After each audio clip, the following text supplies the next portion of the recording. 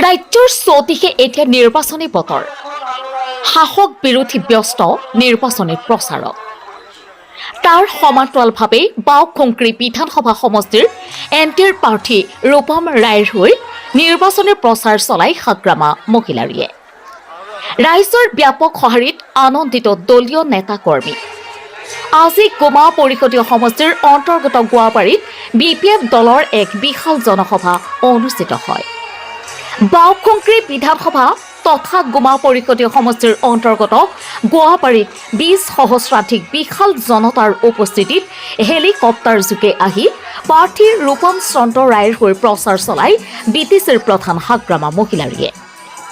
প্ৰচাৰ সভাত জয় নিশ্চিত বুলি দাবী কৰি সাগ্ৰামা মহিলাৰীয়ে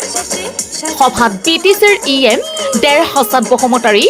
MCLA এন্তাছ আলীৰ লগতে বিভিন্ন পদত থকা নেতা কৰ্মীসকল উপস্থিত আছিল। পাৰ্টিটো হ'ল নাংগল মানুহ লগত ঠিক কথা